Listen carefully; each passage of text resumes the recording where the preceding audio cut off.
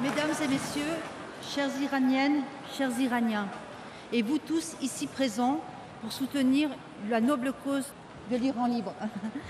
Je m'adresse à vous en tant que député de cette nouvelle majorité présidentielle voulue par les Français, aux côtés de parlementaires et d'élus de la République qui vous soutiennent de longue date. Je sais combien, même en France, la démocratie reste un édifice fragile, un édifice menacé par les extrémistes dont les idées sont basées sur le repli sur soi et le rejet de l'autre.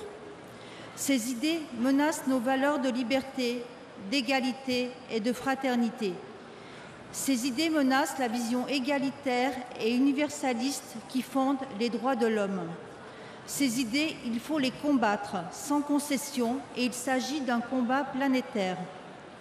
René Cassin, un des auteurs de la Déclaration universelle des droits de l'homme, l'a justement dit, et je le cite, « Il n'y aura pas de paix sur cette terre tant que les droits de l'homme seront violés en quelque partie du monde que ce soit. » Je sais que chez vous, en Iran, vous souffrez d'une théocratie autoritaire, maintes fois condamnée par l'ONU pour violation des droits de l'homme sous toutes ses formes. Il y a quelques semaines encore, Amnesty International annonçait que 55% des exécutions dans le monde en 2016 avaient eu lieu en Iran. L'atteinte aux libertés fondamentales exercée dans certains pays dont l'Iran nous renvoie à nos responsabilités politiques, celle de ne pas détourner le regard face aux situations dramatiques vécues par les femmes et les hommes, celle de ne pas laisser la dictature, l'autocratie et la théocratie prospérer sur le lit de crises économiques, humanitaires, sociales ou encore écologiques.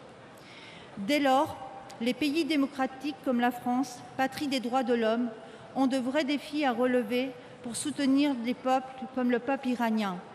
Celui de mieux accueillir sur notre territoire celles et ceux qui sont victimes de la dictature. Celui d'affirmer l'Europe comme une puissance soucieuse du respect des droits de l'homme et de la démocratie dans le monde. Alors oui, votre combat pour la liberté, oui, votre combat pour la justice, oui, votre combat pour l'égalité, notamment entre les femmes et les hommes, me concerne comme députée, femme et mère. Même si le combat est long et difficile, l'histoire témoigne qu'il mène toujours à la victoire de la lumière contre l'obscurantisme, de la démocratie contre la dictature, des droits de l'homme contre la répression. Je vous remercie de votre attention.